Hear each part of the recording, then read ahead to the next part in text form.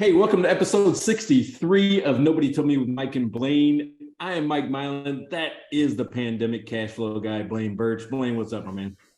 Oh man, this has been kind of a fun day. I'm talking to you from much warmer Arizona. I was talking with a friend of mine on online just about an hour ago, and he's in Edmonton. They got this much snow. He had a toucan, a sweater, and then he just was like giving me the stink eye the whole time because it's nice and warm down here. Although it was raining a few minutes ago, which is really weird. Well, now, I noticed you gave up the jacket, and I see the background's different, so I know exactly where you are. I've been in that room, as a matter of fact. Yes, you have. It hasn't been that long, and you should be back here in just a couple of months again. A couple more months. We're going to try to do one of these next time I'm in Arizona. We are going to record from Arizona. What's that going to be like? Let's do it. We'll figure it out. We'll just sit on the patio and see how it goes. It's probably easier to go live, right? We only have one computer to deal with. Yeah, so it's probably not easier. Well, I'll still bugger it up, but we'll get there eventually. All right, so let me tell you about Roughhouse Brewing, right? Because this is their last week. I skipped them last week when I went to Cabo, but this is their last week. Roughhouse Brewing, right there in San Marcos, Texas, and I'm going with their session beer, the one that they are most known for, the one that they want you to buy the most of, because on a hot day, this is what's going to quench your thirst, and it's called Hill Country Light, right? And still, what I like is they still use that same imagery. They use, look at that, that's Texas right there. Nice. And it's all watercolors, right? It's a friend of theirs that does the watercolor. So I'm excited about this one because this is the type of beer I like to just drink while I'm doing yard work or working around the house. Just an easy drinking beer. And I'm going to wear the sticker for them today, right? I'm going to wear the sticker. So, what about you, my man? I wanted something local. So when we rolled into town, I ran out and grabbed something. And this is from a brewery I've never even heard of before, but it's new to Phoenix. And they got beautiful, again, this is actually beautiful artwork, which is, got a little bit similar to yours in some way. It is Carry Me Home by Roses by the Stairs. So that's a really interesting name, Hazy IPA. But when I look these guys up, their ratings are ridiculous. And this beer is terrific. So I actually think there's a terrific new brewery that's come to the Valley here that I'm excited about. So I'm going to try some of their other beers as well. But this is a great one. And you always go for those clean logos, clean labels, right? And that one is definitely that. It looked like a typewritten piece of paper. It's beautiful. I do tend to go for those, except last week when I had the Fighting Octopus can. It was just totally opposite. but I generally go for, it's Swiss looking type. That's cool. So my designer coming back. Yeah, and don't forget about our other sponsor, the one, and we're in the home stretch, right? I mean, now that we hit November, Christmas is coming up. So don't forget about mylifeinthebook.com, mylifeinthebook.com. We're going to talk about them in a little bit. But man, we're in the home stretch of Christmas. If you have not checked out this product yet, go to mylifeinthebook.com. Absolutely. And we're going to talk about it later in the show. But terrific product we've got. And we've got the address on the details for the episode and everything. If you're looking for them, you can find it in the details. So don't forget to check that out. What are we talking about today?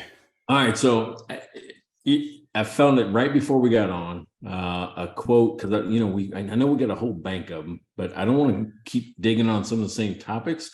But I found this one from Larry Page, who's the co-founder of Google. Most people kind of know the name or heard of the name. Yeah.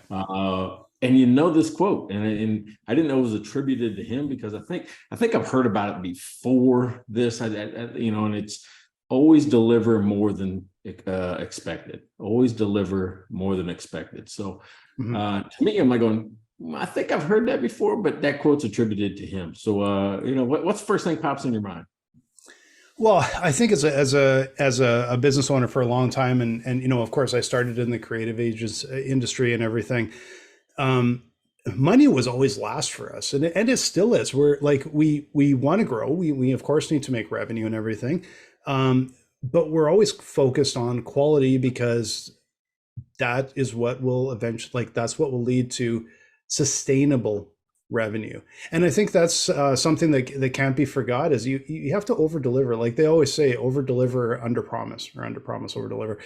For that reason, you want to impress the hell out of your customers. You want to delight them. You want them to come back. And so that's what we strive to do all the time, right?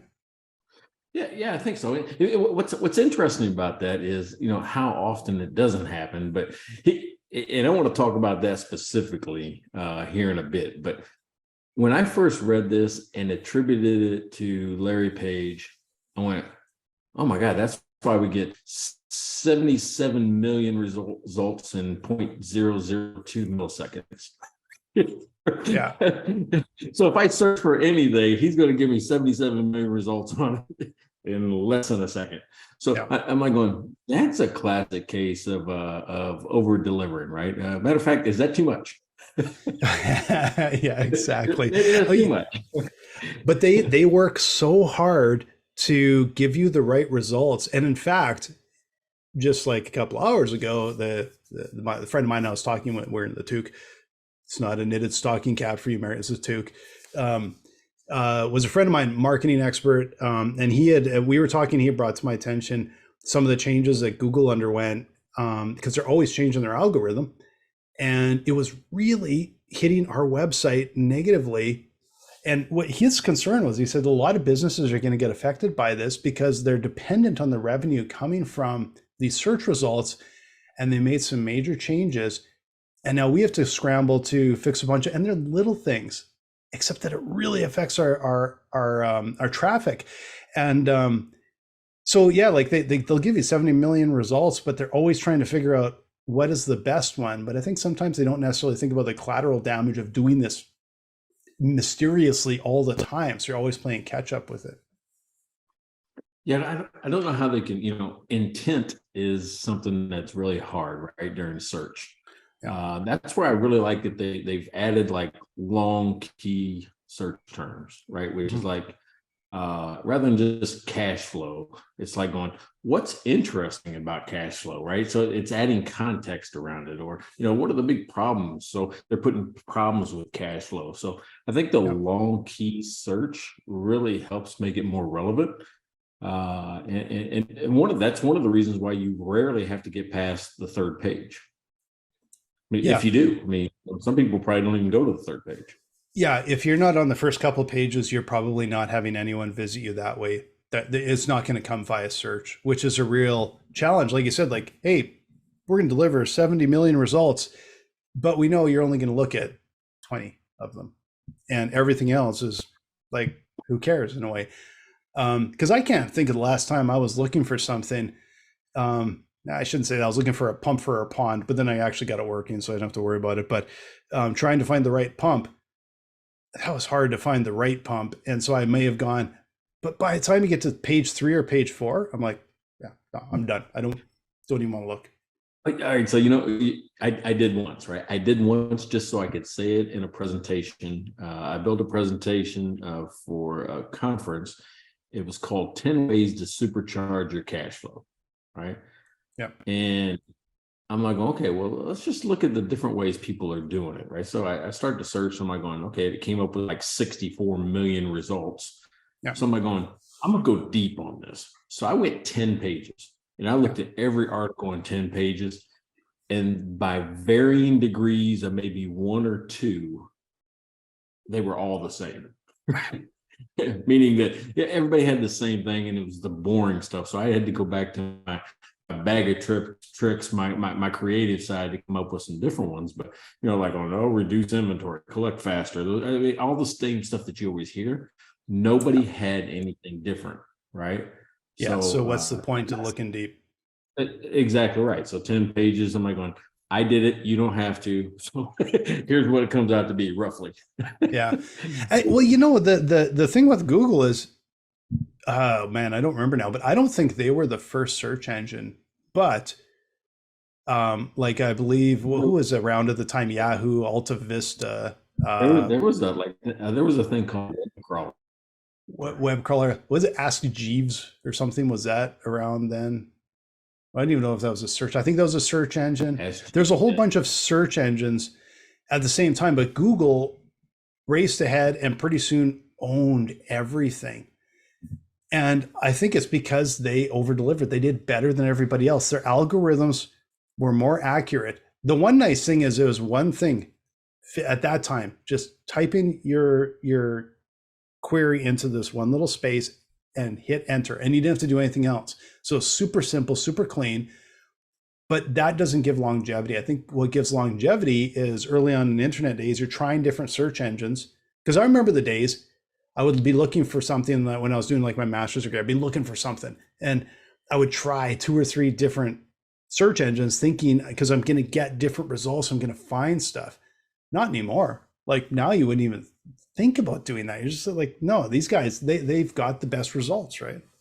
Well, I think one of the reasons why they call themselves Alphabet is because that was the really first disruptive technology that used predictive lettering or predictive letters, which means you type in A, they kind of already knew the letters that go after A, right? Yeah. In the English language. So they're like, well, okay, well, are you searching for this? Are you searching for, that's where their are you searching for came in. And they were trying to predict what you were trying to search for and giving you options, right? Yeah. Meaning make it easier and faster to search the web. And that was the thing that changed the game for Google. Nobody else could do that. Nobody else had that predictive, and I won't call it analytics. What is that? Predictive response, maybe. I'm sure they have a word for it, but maybe predictive language or something. I'm not sure. Yeah, because I knew only certain letters kind of come after these, so maybe it's one of these words. And the more letters you put in, the closer to what they were trying to get. Now it's just expected. Everybody in the world needs to have that if you're going to have a type of search. It's just feature. Like even right before we started this episode today, I was trying to figure out because I couldn't get the streaming key and I couldn't figure out how to go live because LinkedIn, by the way, you're just way too complicated to go live. But what did I do? And just the dumbest thing, what I found out later was there was a go live button that was behind my Zoom preview of you. And so that's why I never saw it. And so I accidentally dragged that over and I'm like, oh shit, there's this go live button. But what was interesting, I had no idea how to do this. And you can't find it on LinkedIn. I couldn't do a search on LinkedIn. So what did I do? I went to Google, search for it, and it brought me back to the right page on LinkedIn. Like Google knows LinkedIn better than LinkedIn knows LinkedIn. But that happens a lot though. I've had I'm sitting there installing a piece of software. I'm like, what do I do next? And there'll be some small dialog box that needs some input hidden behind, sometimes even behind their own screen, right? They have a 50% complete. And what you need to click is behind the 50% complete, box. I'm like, well, how was I supposed to know that? Yeah, no, very bad UI. and that's but it's a struggle. There's so much testing for a small business. It's hard to do that stuff and to do it well. Okay, but we've talked about Google. We know, they're good. But how does this relate to businesses that you've had? How did it relate to your cleaning business or your bars or your software? Well, in the cleaning business, I mean, everything's on a scope of work, right? So you can do scope creep really fast, which is so you got to be really careful about doing more than expected, because then that becomes expected for the same cost. Yeah. Right. So what I try to do is do little things on occasion that they didn't expect, that you're like, there's no way you would expect me to do this all the time. Like maybe maybe the lobby needed buffing. I'll just do that. And that way, if they like it, I can sell that as a service. Well, maybe we'll do that every quarter. Yeah. Or something like that. But it was like occasionally I would do more than expected. Like a window needed cleaned, but it wasn't on the schedule to be cleaned, right? Maybe they have a once a year or twice a year cleaning, but it just looks terrible. Yeah. Just do it. Just take care of it. I mean, that's what, what I try to teach, the cleaners was, if you just kind of do what's common sense, it'll be okay, which is, maybe you're only supposed to get 3 times a week trash, but it's overflowing onto the ground. Just pick it up. Right? Don't make them wait till Wednesday, when they had a big Monday, right? Or something like that. It's like coming from the I mentioned sort of the creative industry, and now software with dry run. Scope creep was, especially in our creative agency, was such a battle. And I think what, I look at it now and culturally in our business, even today, where it's just is that over deliver.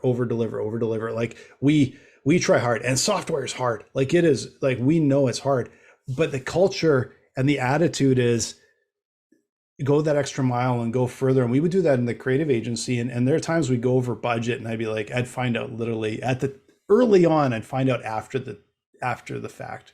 We got better at figuring that out. But I really hesitated to pull the team back and say, no, don't do that. If someone came in and said, you know what, if we do this, it's going to be so cool. Yeah, you're right. That's cool. Let's do it. It does affect profit.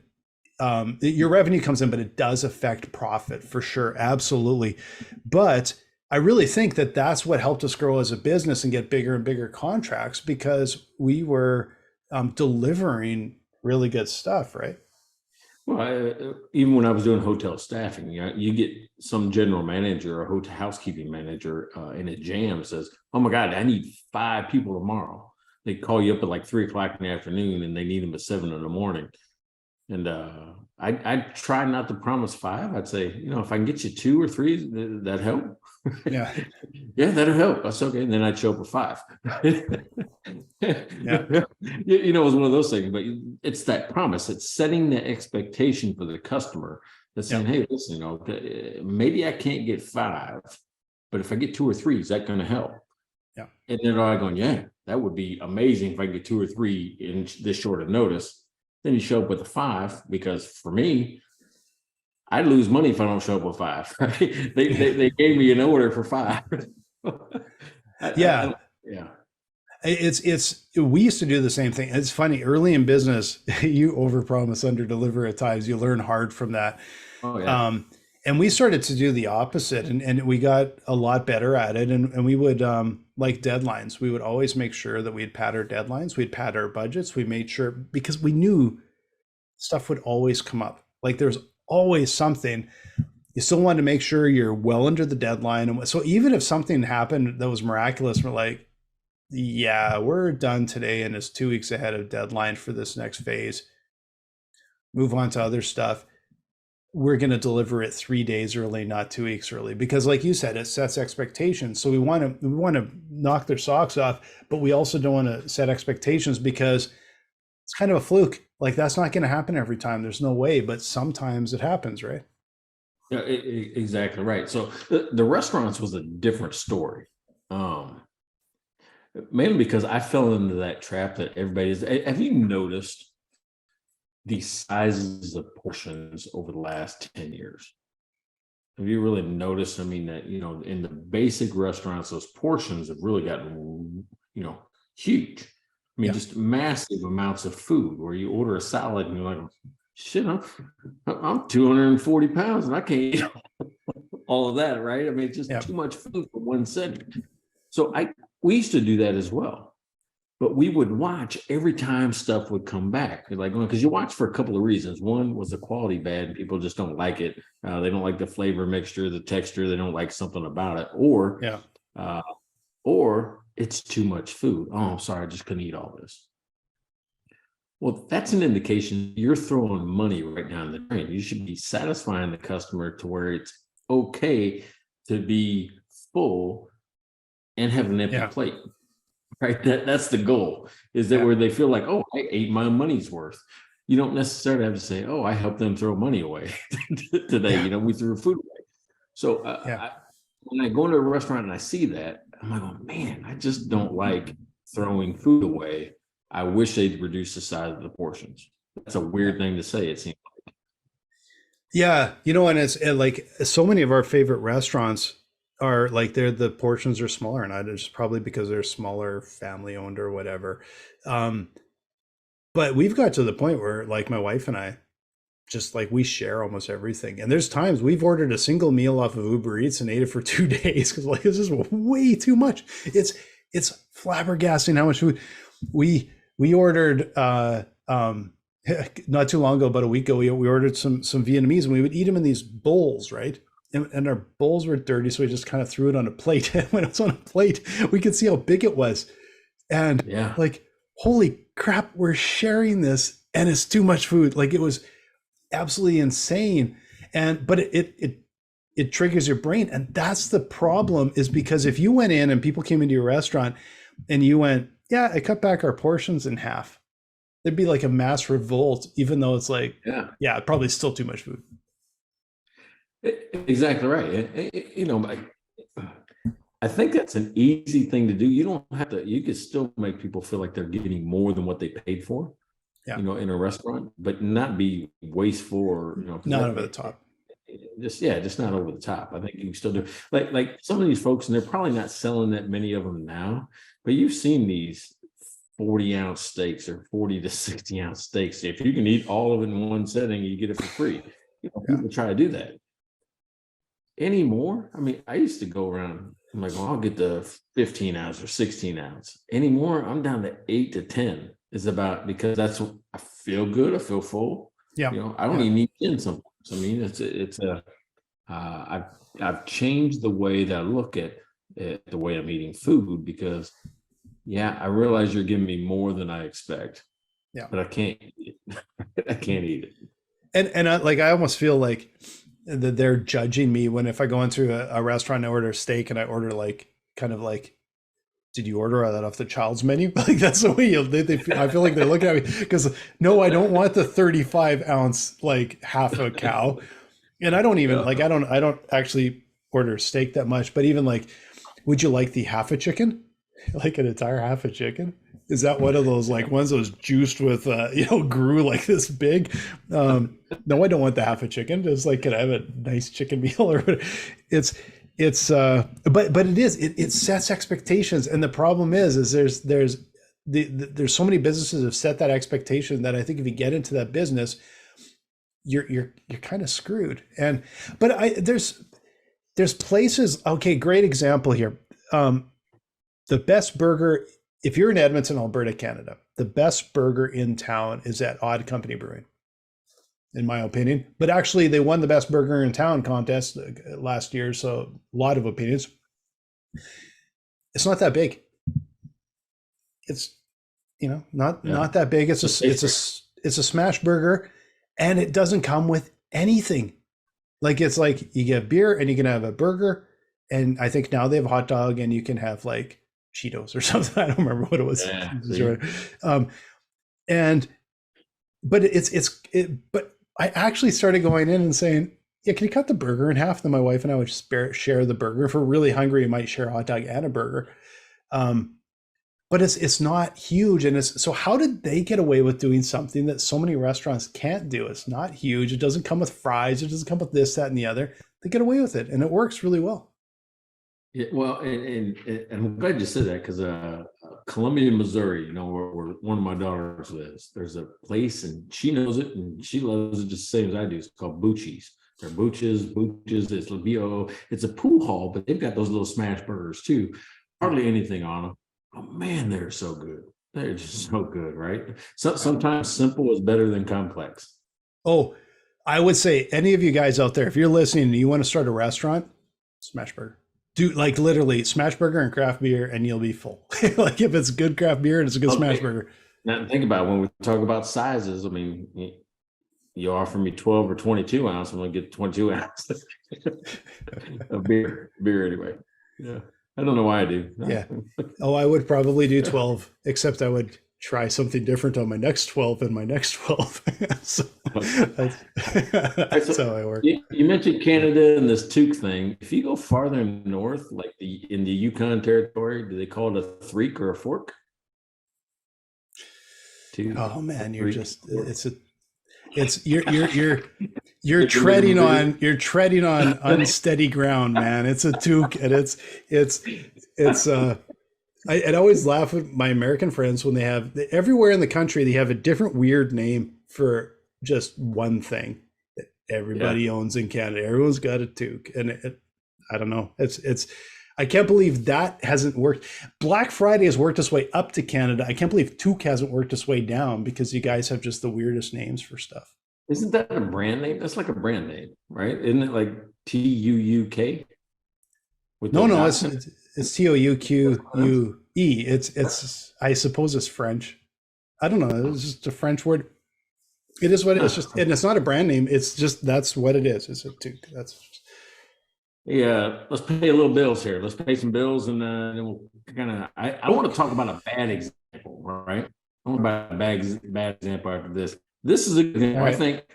I think they get more than you expect when you go with today's sponsor. And I'm telling you, today's sponsor through Christmas, it's mylifeinabook.com. And I'm telling you, this is probably the most thoughtful gift I've ever come across for parents, for grandparents, anybody. And it doesn't matter the occasion. You know, it could be their birthday, Christmas, it does not matter. You know, it's basically a very powerful way to connect emotionally with your people, your family, preserve those precious memories and show them that you really care. And best of all, it's instantaneous. You can even get it at the last minute, but don't get it now so you can start this before Christmas. So get it now. And every week, My Life in a Book lets you choose from a list of thought-provoking questions or even write your own, which gets sent to your relative by email. So super easy. Inbox, there it goes. Your relative writes their answer and can choose to add a meaningful picture if they'd like. This happens every week. And at the end of 1 year, all the stories, so 52 stories, are combined into a beautiful keepsake book that you can store at your relatives' memories forever, pass them on to future generations, and they're printed and sent to you. So outstanding. That was absolutely outstanding. Yeah, and those books, you can get as many copies as you want. You can even get it in audio format as well. With mylifeinabook.com, you can give the ones you love the most precious gift that tells them that they are meaningful to you and all your future generations. So to save $10 off your first purchase, go to mylifeinabook.com and use our discount code NOBODY, NOBODY at checkout. That's mylifeinabook.com. And use the discount code NOBODY to get $10 off your first purchase. So go do it, mylifeinabook.com. Yeah, 10. It's such a cool, like, we've been talking about this for forever. I'm gonna have trouble not talking about it when our sponsor's over, and we probably move on to a new sponsor, because I think it's such a terrific idea, and I'm just amazed at how they put it together. The fact that it's so easy, I think that's just was so brilliant. That's the true value they give is it's an easy way to do it. Well, that's that simple over complex. We all want that, right? We all have had those, those stories that get passed down from generation to generation. Wouldn't it be great to hear it from the person's mouth, like audio format? Yeah, exactly. It's just a terrific product. So go check it out, mylifeinabook.com. Yeah. Hey, speaking of sponsors, we're going to have some openings coming up. We have sponsor openings right now for breweries. If you're a craft brewer out there today listening to this and you want to sponsor either Blaine or I, all you have to do is provide us with a case of beer, a different beer each week. So 4 beers, 6 each. Give them to us. We'll talk about you. We'll drink them. We'll make sure you're known, just like our sponsor, Roughhouse Brewing, which, by the way, ends this week. So I got an opening next week. and I'm always up for a sponsor, and now I'm down in Arizona, so a whole new set of breweries down here. I'm finishing up my beer from Chris, who bought me a bunch of beer. And it's actually one of our dry run customers. That was actually Chris from Calgary. So thanks, Chris. Finally found out who he was last week, so I'm quite excited about that. And always got openings, and there's some new breweries in town here, so I'd love to feature you guys. Yeah, and if you want to have your script read, mylifeinabook.com. They're either going to continue or not. We'll know at Christmas time. Yeah, exactly. It's I guess comes quick, man. I tell you. Right? I mean, my goodness, it's crazy. So I promised right before this, I wanted to talk about a bad experience. Do you remember a few episodes back, I was talking about my backyard, and I'm going to call them out now, right? It has been 6 months and we're still dealing with this. I still have a hole in my backyard, right? And no pool. 6 months later. That's not good. So let me tell the story, because it fits in here. And I'm not normally the person that's going to call somebody out, but we have done everything we can. We've talked with management. We've emailed, I've toured the facility, on and on and on down the line. So this is an example of how a company failed to deliver, what they expect. And guess what? All over the internet, I'm not the only one. So this is the pattern that needs to stop. Is that bad? You feel uncomfortable now, don't you? Yeah, I hate calling out other small businesses, but because I know how hard it is, but I also know, um, yeah, this kind of sucks. That sucks bad. That's not. Okay, so That's not good. I won't name the company. I won't name the company. How about that? Sure. But Yeah. Okay. I'm But gonna then tell the story. the tell the story. That absolutely, and they'll know who they are. You know who you are. You know who you are, and I'm gonna send you a link to this episode. Yeah. So you'll know I'm talking about you, and know that it's only because of the kindness in Blaine's heart that I'm not calling you out right now. Yeah. And I also feel a little bad about that because I know you've been sand pool for like 6 months. So that's not cool. Dude, not only that, my whole backyard has been tore up for 6 months. The dog can't go back there. I can't go back there. We have a beautiful backyard. Had a beautiful backyard. Now I've got piles of dirt, and who knows what kind of weeds and animals are living back there right now. It is the most ridiculous mess I've ever seen. Here's the thing. All of their promotion, all of their marketing material, if you go to their website, and I've taken screenshots, I can show you everything. I've got brochures in that room right there. Everything is about fast, simple, and easy. It says, hey, you can get your pool and I'll tell you what type of pool it is. It's a shipping container pool, right? Because they use less energy. I thought I was being green. I thought I was being, environmentally conscious. It gets put into the ground, looks like a regular swimming pool, but it actually uses about 30% less energy than other ones, right? And it's supposed to be, good. What else are they going to do with these things after they're no longer good for shipping around? So that's what I was trying to do. They say you can get the simple ones, in as little as 10 days. Larger ones you can get in 3 to 4 weeks. I gave them money on June 6th to cash a check on June 8th or 10th. Right? It's June, right? We're talking right now, we're in November.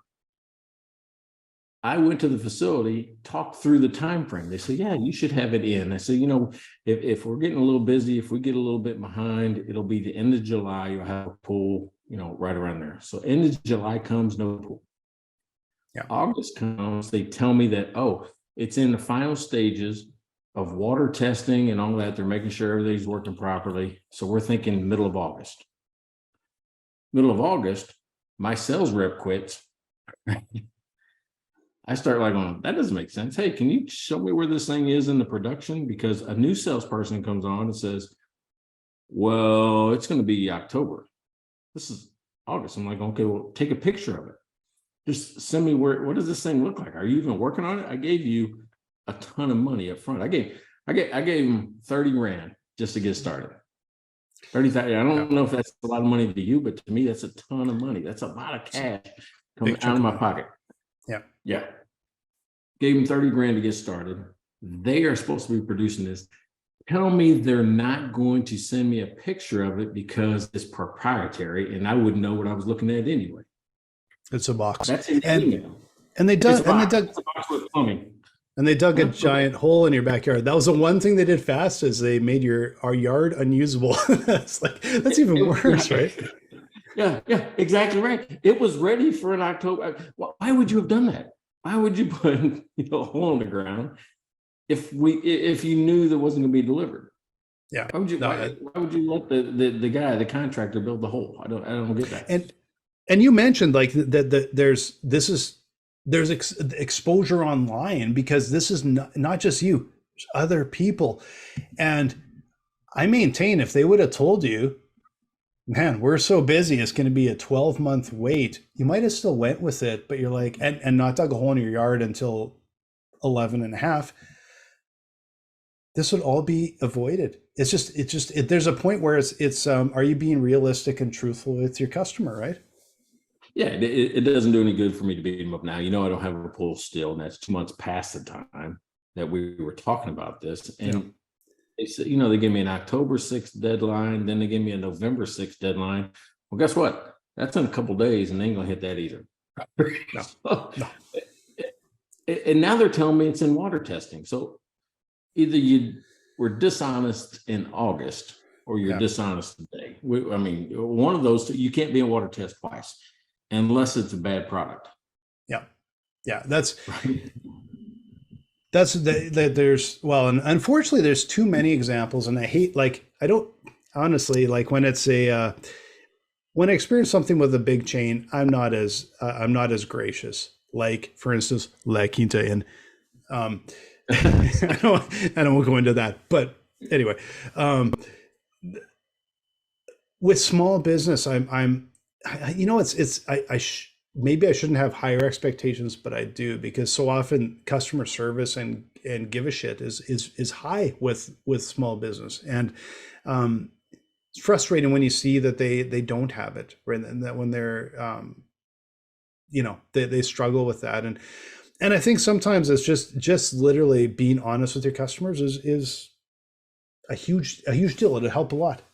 That's my whole thing. If they would have told me up front, I'm not sure I would have made the same decision about, I would have picked the other bidder, right?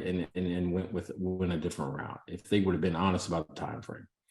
But if I would have known, I would have thought through it differently. And if I was okay with waiting till 8 months later or whatever it's going to end up being, then maybe not take my money until you start the process or it's closer to being done. Yeah, exactly. Don't take my money and then make me wait and tell me you can't show me a picture of it because I don't know what I'm looking at. They said, listen, we're Ford wouldn't let you into the assembly line. I'm like, well, we're not building a Ford. We're building a pool out of a shipping container. Right? Yeah, yeah, exactly. It is a custom order. Like, Ford isn't custom order. Ford is through retailer to consumer. Like, it's a completely different thing than when they say we're custom building this product for you. And it's it's kind of staggering at times when it's not like a week, or it's not like when small business drops the ball so bad, and I just, all they have to do is be honest. They may lose a little bit of work, but it's we've talked about this on the show a bunch of times. Growing too fast, assuming that might be one of the problems, can kill you as fast as anything, because you can't deliver the way your customer expects, and it's not even within the realm, right? And I know earlier this year, I'm pretty sure another episode I talked about this very briefly, but what this reminds me of is a small business. I went online, I looked through a bunch of reviews and that, and I was trying to get a watch cleaned. That's what I was going to mention. Yeah. And I was trying to get this watch cleaned, and so I went in, and it was kind of grubby, but it was a nice watch, right? So I'm like, yeah, okay, well, I want to get it cleaned in that, and then I wanted to get a new band for it, and it turned into a thing, right? So I take it in, and I said, okay, well, I want to get this watch cleaned. I did all the reviews. This is the best guy in town, right? And how long will it take? And I think I brought it in, like, I don't know, it was like a Wednesday or Thursday, and he's like, yeah, Tuesday. Like, okay, cool, right? It's clean and watch. It's not that it's it. This one right here. And so I phone on like the next Friday. So I gave him like 4 extra days or whatever. Like, no, it's not, no, just we'll phone you. And this went on for like literally a month. And I was like calling him every once in a while. Finally, I drove over and I said, I'm just going to take my watch. And so the guy gives me the watch back, and there's another guy that comes in, and he said something about like, basically the same thing. He was promised a week, and he's like, I'm at 8 weeks now. And they're like, yeah, we'll phone you next week. Like, oh my God, like, dude, you're doing this to everybody. And it was just, so after this other guy left, I actually cornered the business owner. I'm like, man, just honestly, just tell the truth. You just could have told me if it's going to be 12 weeks. Cause he actually said at that point, it was like 12 weeks behind. Like, just tell me that, you won't get all the business. And I said, also double your prices, because obviously you're overwhelmed. And so I finally got my watch back, and I went home and cleaned it myself. And then the other thing is I had to get a new band for it. And so I wanted it right from the manufacturer. That was a 3-month odyssey with a Swiss company that doesn't speak English. So it was quite the, anyway, so but I got it. I got this new badge. So that's kind of cool. But I felt bad for this guy because he was such a nice guy. It wasn't intentional. He could double his price and make everybody happier. And I don't think he realized that. That's crazy. That is crazy. So anyway, so I won't bring up them again, but I had to get that off my chest. And if it continues, I'm gonna say their name. Well, if we're into January, I'll give you the all clear sign. It's like, oh, here we go. But that's what it is. I think that's a communication thing. It's like going, and I think that's the premise of the whole quote that we're talking about. Is always deliver more than expected. Exactly. Well, I'm only expecting what you told me. Right? That's the whole thing. You tell me one thing, I expect that. And you know what? Like timelines, I think businesses at times think, well, they're going to lose business, but it's amazing when you can give somebody some really long timelines and they're more than okay with it. Actually, I think it makes them want you more. Right? Like they're just you're obviously busy. Other people, that's social proof, right? That's why people use testimonials, and that's why you read reviews on Amazon products. Yeah. You being busy is social proof that other people like your work too. Yeah, exactly. It gives you that FOMO, right? Like it literally gives you that fear of missing out, and it could actually help the business just literally by being honest. Because the thing is, it's not like they're going to be out of cash. They're going to lose deals. They're going to have customers mad, walk away, ask for their money back. It's like, you know what? Just be honest with them and pad your deadlines no matter what. Pad your deadlines by like, if you're at 8 months, pad it by 2 months, pad it by 20%. And then that's how you can actually over deliver. It's like, yeah, it was actually 12 months, but we did it in 10. It's like, that's awesome. 8 months and they deliver in 10, you're late. 2 weeks and they deliver it not in 10, you're like have a huge hate on for the business. So it's the honesty, I think, is probably the biggest thing that will help. You know what I think just the general public doesn't realize is how long something actually takes in a software company. Oh, have you ever been on the other side of that? You're going, oh yeah, we're planning on releasing this new feature, this new update, this function by next month. And it's not ready, or it doesn't pass test, or it's broken, or there's a regression that it hurts two other things as soon as you install it. Yeah. Man, those I hate being on that side of that when I promised a customer, or a group of customers that some new function is coming out and I can't make it happen. And I have to basically eat crow and go, oh yeah, sorry, we ran into some big problems. It's going to be another 3 months. Yeah. It does with the customers actually quite rarely, I believe, because no matter what is in what's ever in our roadmap, we know can change because stuff comes up and it becomes a priority. And so we sometimes will indicate, well, we think this is coming, but honestly, it's kind of like, well, we think it is coming maybe in Q1 of next year. Even if it's like in the next bloody sprint, we pad so far because we know it's so hard and there's always something that comes up and little delays and unexpected things, especially when you're innovating, right? Like everything seems simple to innovate. And when you're, when I talk with my co-founder, and of course he's our CTO, and I'll say, well, oh man, like, can you just add this into the next sprint? Because something will seem simple. And then he'll start telling me what's involved. And I'm like, yeah, okay, just forget I said anything. But then the other times it's kind of funny because sometimes I'll be like, can we get this in like next year? Because no, man, I can do that in the next sprint. Like, what the hell? Like, and I kind of understand programming a little bit, and I still struggle sometimes with that. Well, the problem companies get into is sometimes you get a pretty ambitious CEO that will go out there and make public statements. Elon Musk has done this, right? When it Yeah. came to releasing Tesla and auto drive or autopilot and all that. Yeah. If you go back and look at the statements he made, they were pretty aggressive about what he could do and what the capabilities were. That puts a lot of pressure on the company. But then, if it doesn't work, it really hurts the credibility of the company as well. Well, and these big companies get away with it way more than we do. And I always feel better when I know that, Apple has 1,000 engineers and probably the best in the world, and they still will do like a buggy OS once a year and then take 3 months to fix something. But what I can't figure out with Tesla, when you bring up Tesla, is that their little coupe, I don't even know what it's called, but it's that super fast sports car. Man, they've been promising that for years. And then the truck, they announced that, 2-3 years ago? I don't know. There's no truck. I don't see a truck. So I don't know. I forget the documentary, but he's notorious for that. Elon's notorious for saying, "Oh yeah, in 2 years we'll be doing this, that, or the other."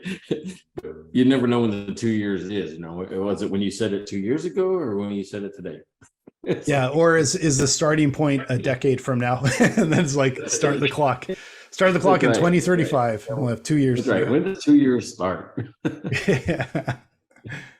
That's funny. So, hey, what'd you learn today? Anything? Oh man, I learned your pool is just driving you nuts. So I learned that. I think it just reaffirms how important quality is. But it reaffirms, I think, one of the biggest things is just being honest with your customer, and delivery is one thing. Timelines are just one that you can't get around that. That goes from almost any business. Like we've all been to restaurants when it's like, oh man, I've been here in 25 minutes and still haven't got a drink. Timelines are one of those things that people do not have a whole lot of patience for, unless you tell them, right? I think you're right. You know what our ticket time goal was in the restaurants, which I think is about right. And I watch other restaurants. This is where I got this number: 14 minutes from the time the ticket was submitted to the time the plate's up and ready to go to the table. It seems right? I mean, if you're sitting there like 15, 20 minutes, because you got a couple minutes on both sides, it seems right to be able to get a meal after you've ordered it. So and that's the thing. That means that when it goes to 25, 35, 40 minutes, that all of a sudden you've not met my expectations. I'm starting to get cranky. I don't know what's happening next. You're not communicating, those type of things. And I think there's I don't know the restaurant industry at all, but I know from my experience, when I sit down, I have a certain length of time in my, internal clock that says I should have kind of my water in my menu. I should have my drink. I should have my meal. And after I'm done my meal, I should have my check. And any of those gaps that are wildly out of whack, that can really affect an experience. And we just asked my father-in-law, who comes in and he laughs about all 30 seconds, goes, man, my throat is dry. Like, okay, I'll be quicker. I'll be quick. Get something here. Right, so here's what I thought, today. It just reaffirms that, setting expectations is key. So that conversation you have with the customer, whether it be online, meaning in your marketing material, that's still a conversation with the customer. You're telling them what to expect when they do business with you. So I think, meeting your own expectations is a big key to success with your customers, where they get what they thought they were going to get. Yeah. And give yourself wiggle room, because there's always unexpected things. So even if you think you can deliver in 90 days or a week or whatever, an hour, 5 minutes, whatever, give yourself some room, because there's always unexpected things that come up. And sometimes it'll work smooth, but you don't go by the perfect delivery. Go by the average, or go by the average plus 20%. So you're setting expectations that make sense. Yeah. So, hey, episode 63 is in the books. I want to thank my sponsor for the month of October, which is Roughhouse Brewing. And, I want to continue to urge you to go check out mylifeinthebook.com. Blaine, what do you think? Yeah, looking forward to next week. Check out our sponsors and make sure you follow us on whatever podcast platform you're on. If you're on YouTube, watch us on YouTube. Make sure you subscribe. And we would love to have you back for next week.